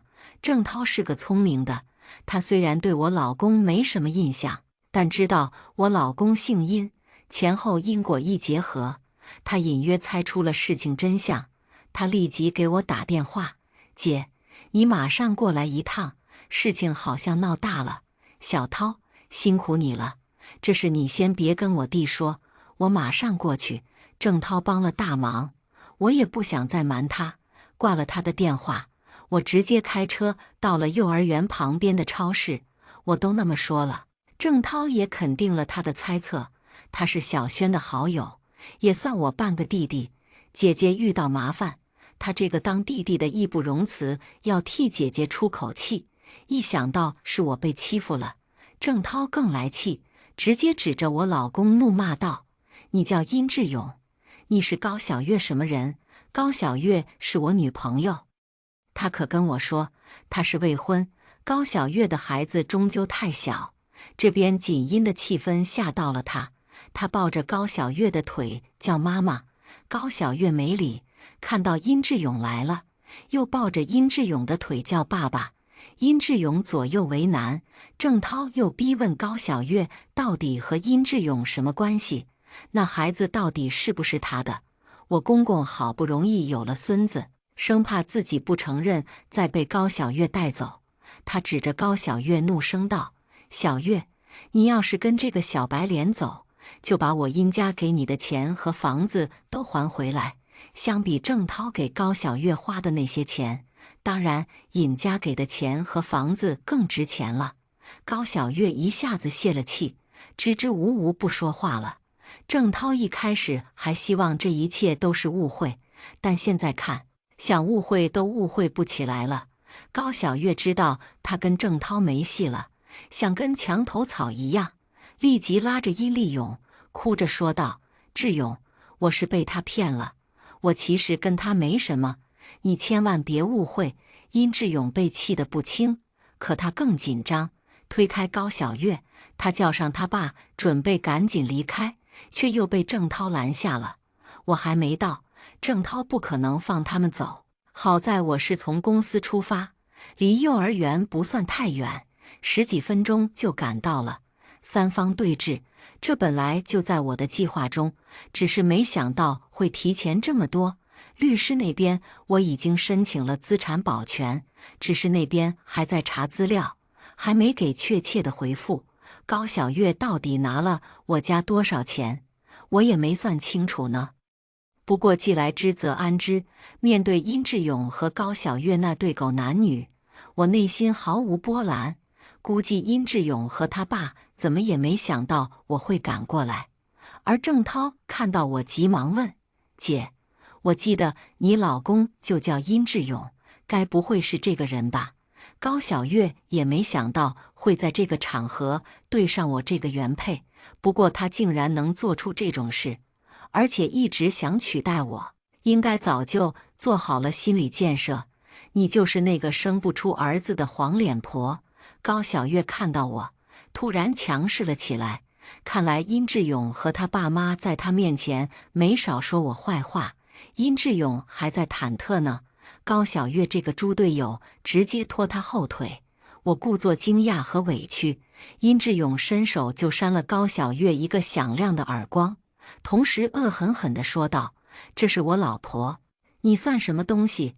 我家的事还轮不到你来说三道四。”这话说的，表面是在维护理，可话里的意思还是嫌弃我生不出儿子。见我不说话，只是眼圈红红，殷志勇真急了，急忙跟我解释：“丽丽，你别听他乱说，我爸只是帮他的朋友接送孙子，我跟他们没有任何关系。”我公公还想说些什么，估计是想承认了他们的关系吧。看来我和他儿子的婚姻比他的私生孙子重要多了。不过殷志勇瞪了他爸一眼，老头立即闭上了嘴。我紧紧挽着殷志勇的胳膊，就像以前我们恩恩爱爱时的样子。只是我的心此时却是冷的，冷冷地看了眼高小月。我依赖的殷志勇说道：“志勇，你不用解释，咱们夫妻这么多年，我是信你的。现在你的生意做得好，钱也挣得多，肯定早就有人对你的钱眼红了。真想不到，现在骗子什么花招都敢使，真不要脸。”高小月可能对他能生儿子太自信了，没想到关键时间殷志勇不认账，郑涛那边没戏了。如果殷志勇这边也泡汤，他只能回到穷山区，与阔太太的身份擦肩而过。志勇，小宝明明是你的儿子，你这个王八蛋，说好接我们过来是享福的。我告诉你，你要是不认我们娘俩儿，我就带小宝走。高小月歇斯底里地叫着，他说完又来拉我，像个泼妇一样要跟我打架。郑涛急了，先是推开了高小月，怒视着殷志勇问道：“姓殷的，我问你，你到底有没有背叛丽丽姐？”殷志勇的表情开始纠结，看来儿子对他还真是重要，现在还不是撕破脸的时候。我劝开郑涛，对他使了个眼色说道：“小涛，我和志涛感情很好，我爸也很器重他，他不可能做出背叛我的事。对了，这就是你新交的女朋友，小涛啊，你的眼光怎么变成这样了？要不是他一身名牌，我还以为是街边卖菜的呢。”郑涛明白我的意思了，嘴角抽了又抽，显然是想笑。不过一想到我的遭遇，他恶狠狠地瞪着殷志勇，倒也不再说什么了。我再一次提到公司和我爸，殷志勇有些犹豫的神情再次坚定了起来，瞪着高小月：“你这个疯女人，你要是再纠缠我们夫妻，我马上报警。”高小月根本没有法律意识，一听这话老实了，只是眼里仍有不甘。我和殷志勇带着殷志勇他爸走了，他爸还是舍不得那个孩子，竟然连殷志勇的私生子一起带走了。我们直接回了我公婆家，看着那个孩子，我平静的心又开始起了波澜。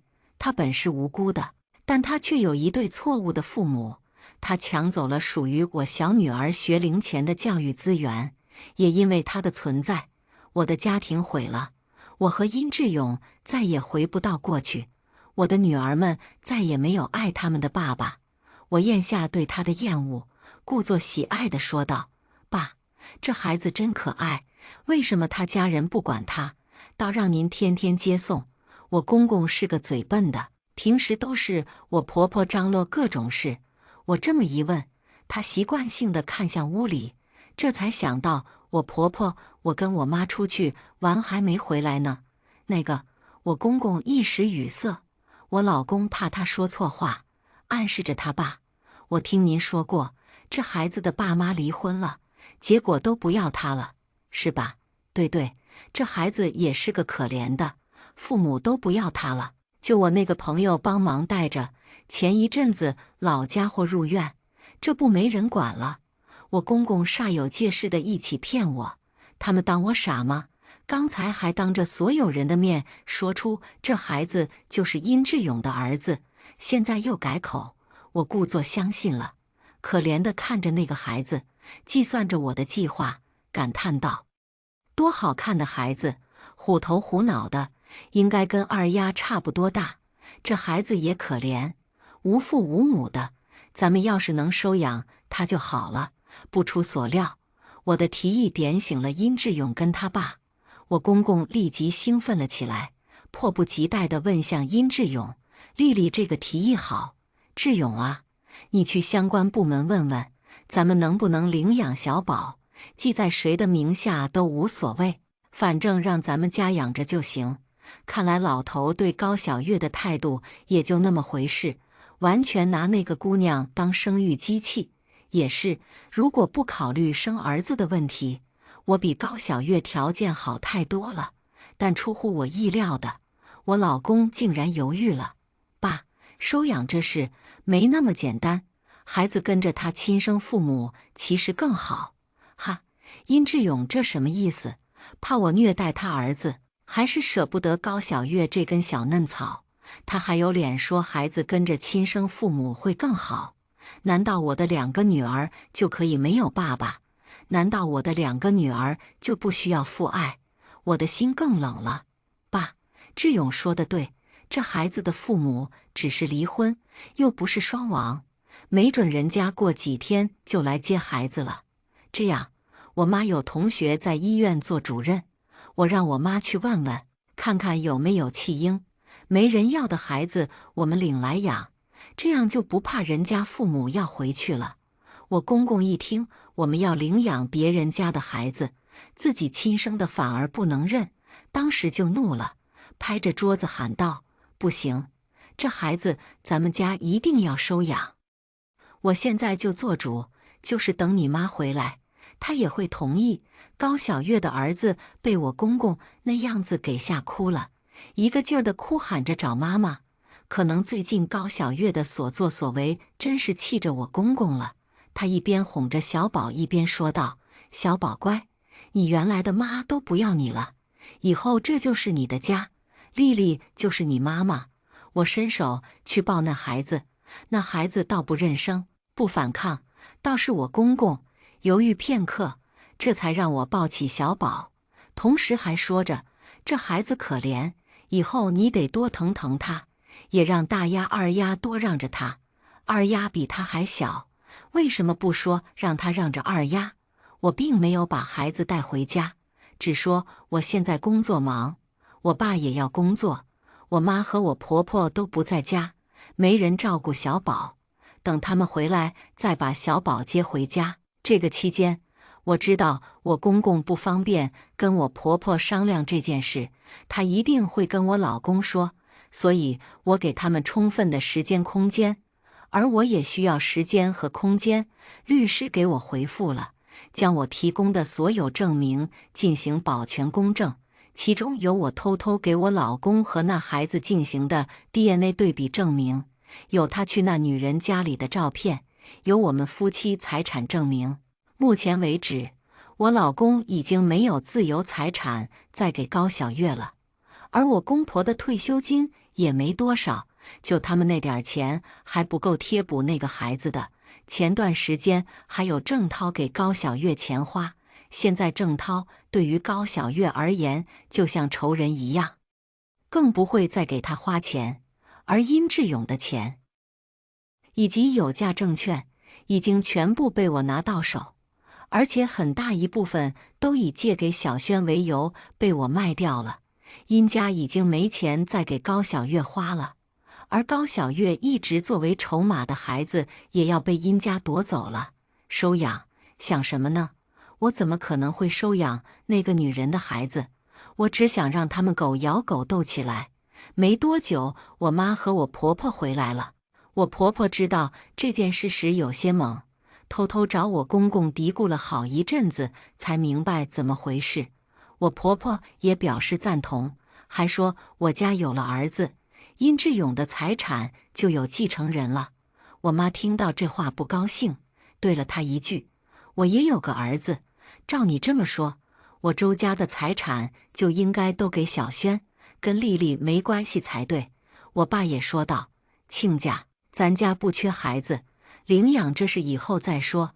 如果你们可怜这孩子，倒是可以先领回你们家养着。见我爸妈生气了，我在中间打着圆场，安慰他们。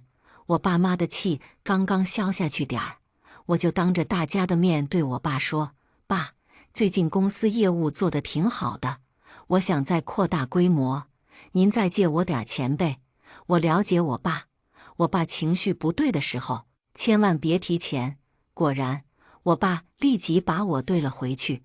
没钱，你们那叫做好了。所有的订单还不是靠我的关系，还想扩大规模，不会走就想跑，也不怕摔跟头。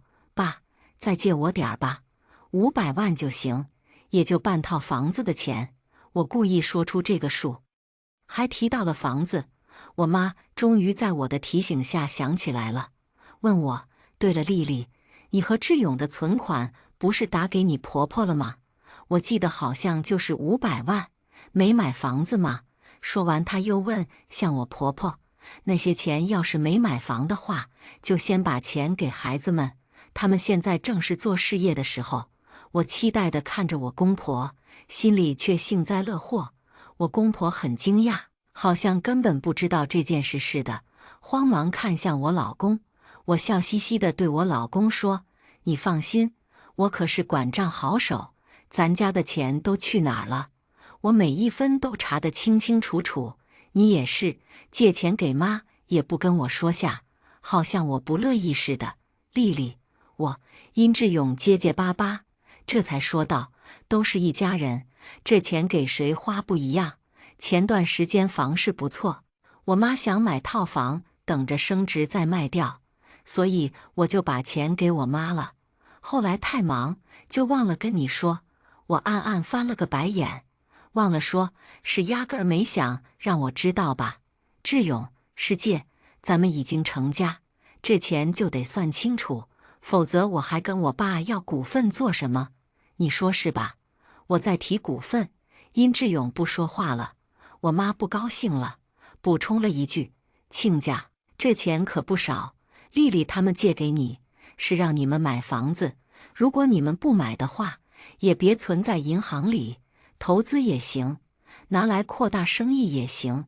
是，我婆婆一个劲儿地点着头，总算把这500万给糊弄过去了。而我偷偷关掉了录音，刚才我们的对话，我一字不差的都录了下来，而证据就是让他们亲口承认跟我借了500万，而且还没还。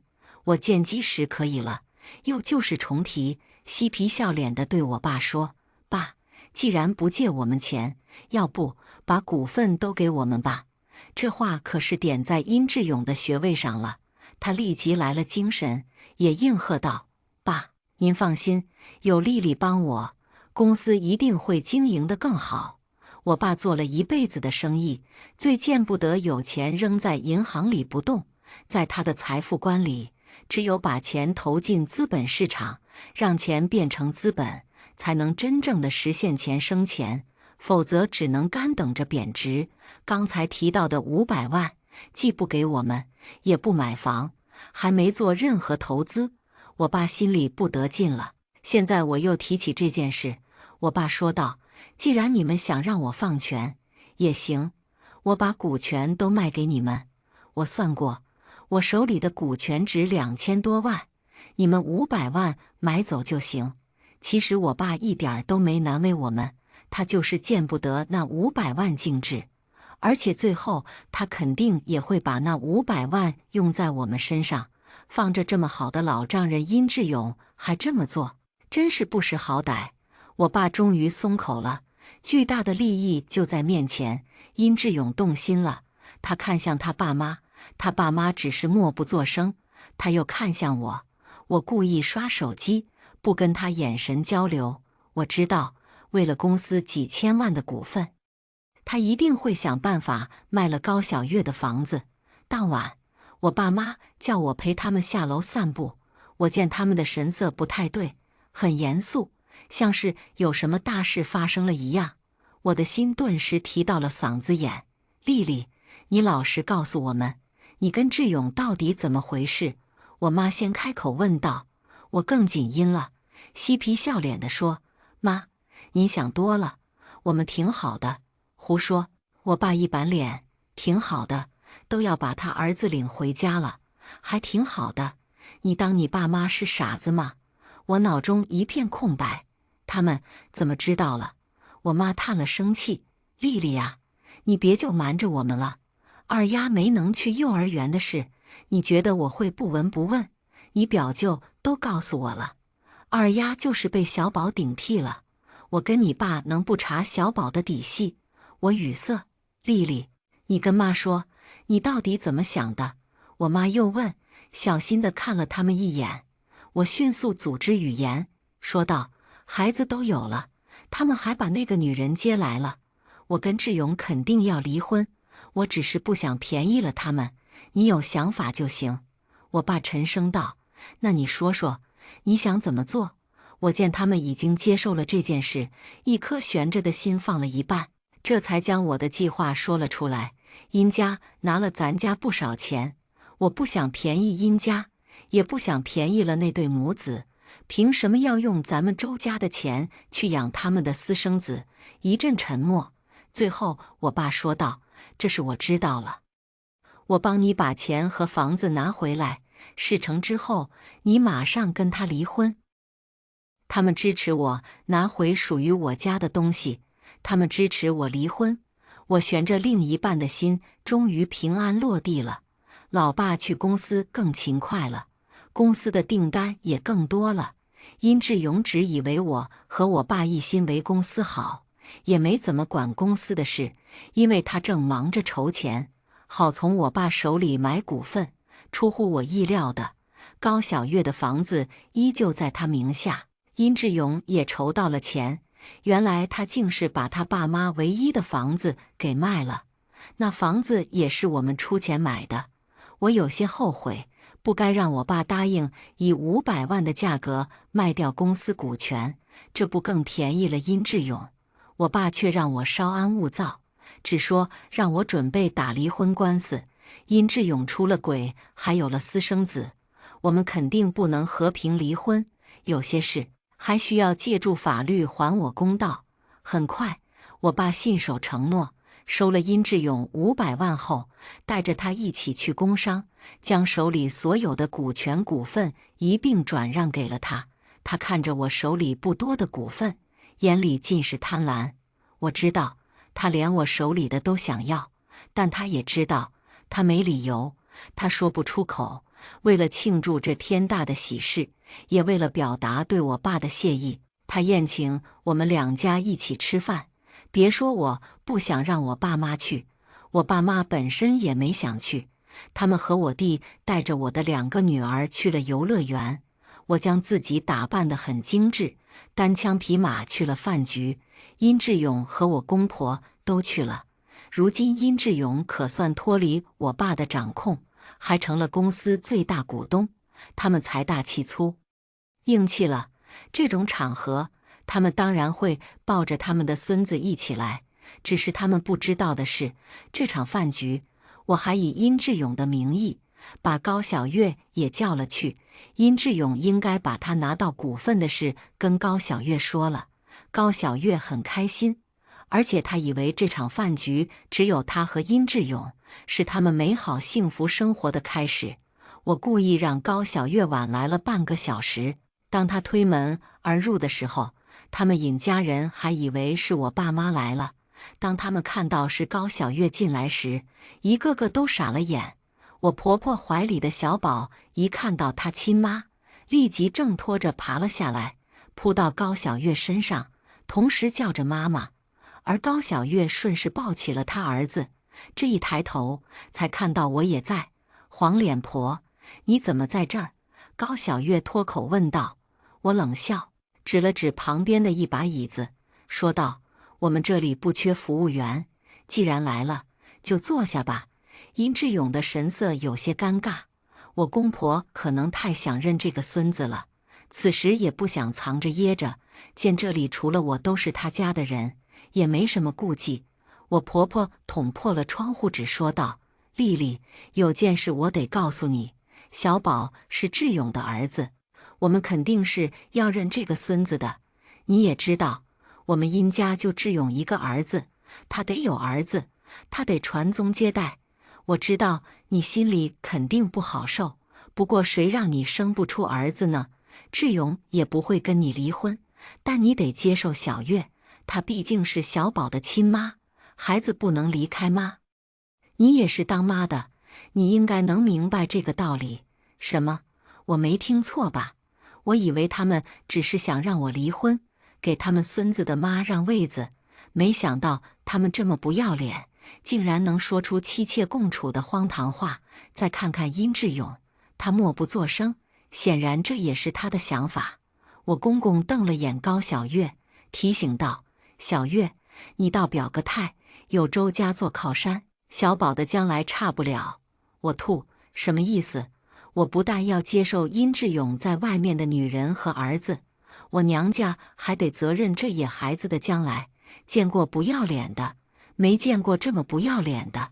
我忍住心里的愤怒，表面气定神闲，看了眼高小月，又看了眼那个孩子，最后问向我老公：“志勇，我没想到你会背叛我。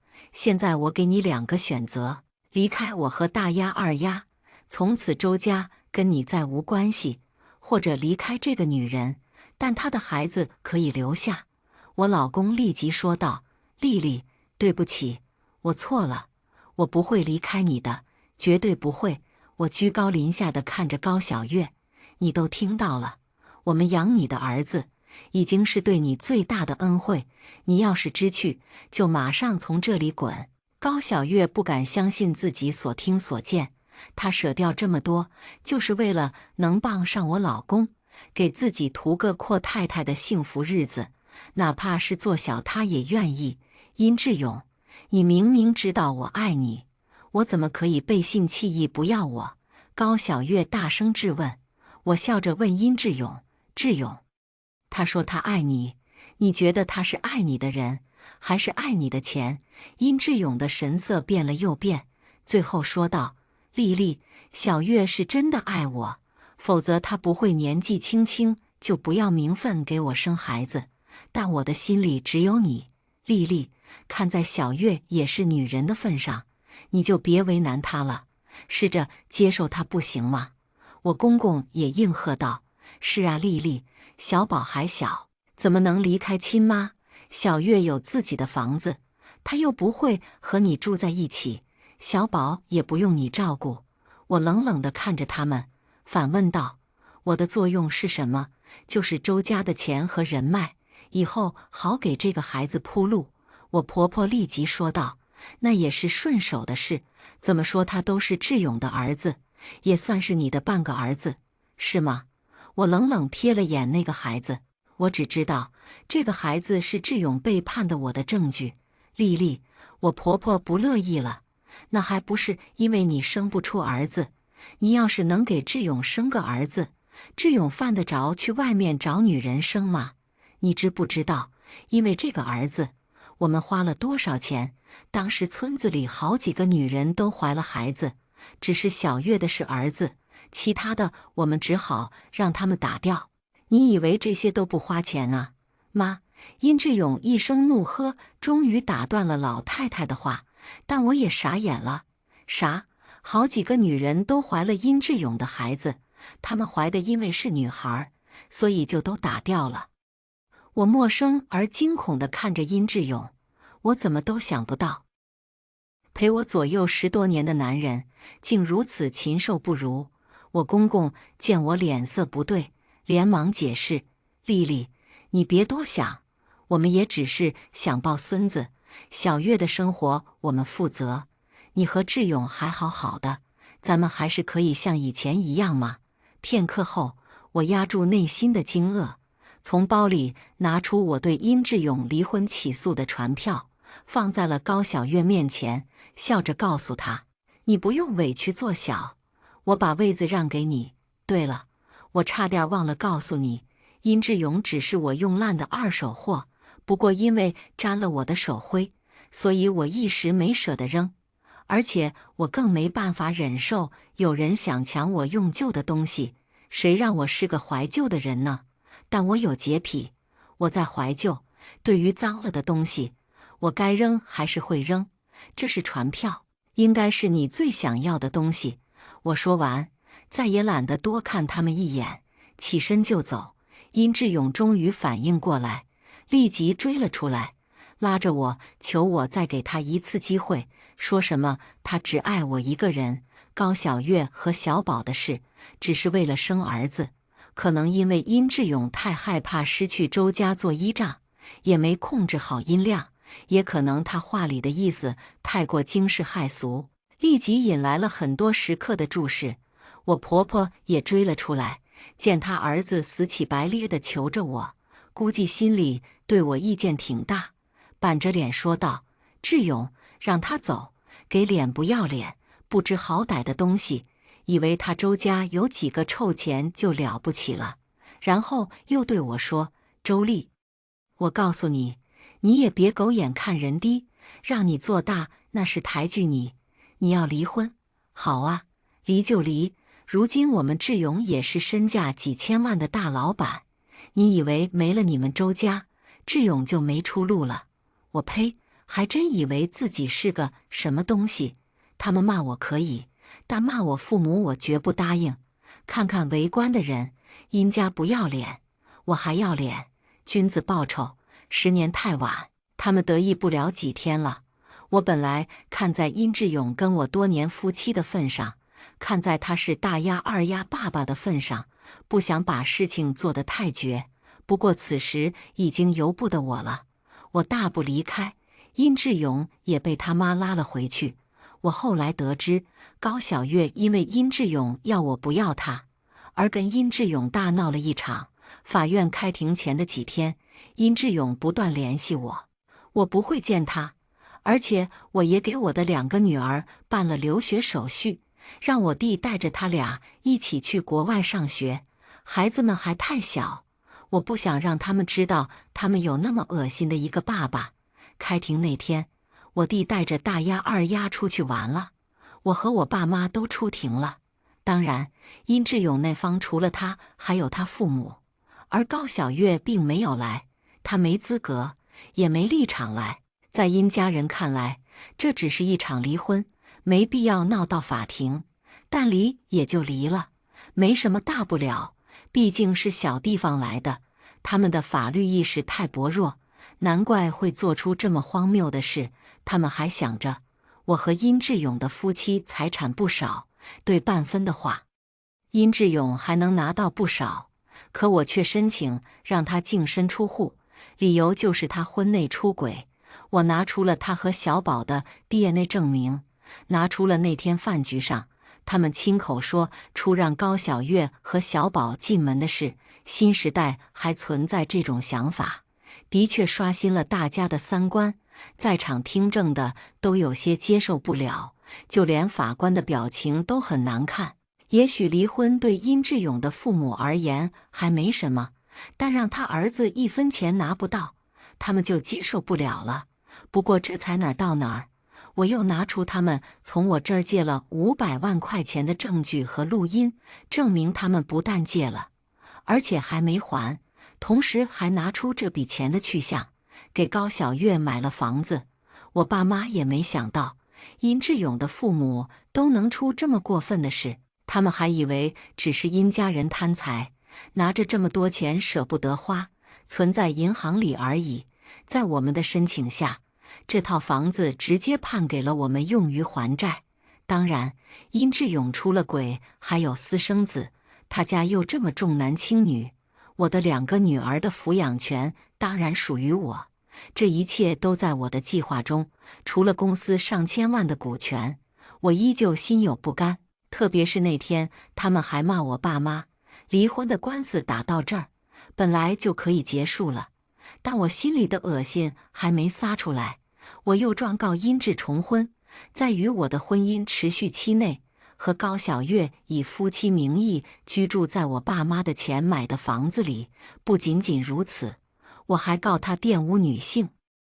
我婆婆逞口舌之快的录音就是最好的证据。如果这些罪名成立，殷志勇可是要坐牢的。在检察院取证期间，更让我拍手叫绝的事发生了。我想说，姜还是老的辣。我以为几千万的公司就便宜给了殷志勇，没想到我爸已经未雨绸缪，订单是不少，但找的都是他的老朋友，而且都是亏本的买卖。那些叔伯知道我的事后，一点情面都不留，纷纷找殷志勇要账。殷志勇还以为自己是千万富翁了呢，没想到一夜之间成了千万富翁，债务累累的他，此时又没房又没钱，只剩下跑路的份了。他跑得无影无踪，全然不顾他爸妈，更别说高小月和他的私生子了。我拿着法院的判决书和房本去收房，高小月抱着小宝赖在房子里，说什么也不走，还说这房子是他的，是他替殷家生儿子该得的酬劳。我要是赶走他们，先把他杀了，让我杀人，我还得偿命。他也配？我和殷志勇已经离了婚，这个女人和孩子的身份对我而言已经不重要，但房子是我的，我得拿回来。懒得和泼妇说话，我直接找来换锁匠给大门换了锁。见高小月又哭又闹，我又叫来搬家公司，让他们不用讲究章法的将高小月的东西打包带走。高小月真急了，给殷志勇打电话，但他根本找不到这个人。他又给殷志勇的爸妈打电话，老头老太太急忙忙赶过来，看我做得这么决绝，对我破口大骂：狗咬了我一口，难不成我还要咬回去？打死便是。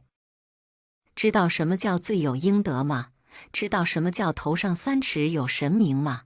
我冷笑着对他们说道：算计我家的时候，有没有想过，你们最后会一无所有？也不对，你们还落得个孙子，瞧瞧，长得多像殷志勇啊，一看就是他的种，你们好好养着。对了，那家幼儿园你们不用去了，因为你们交不起学费。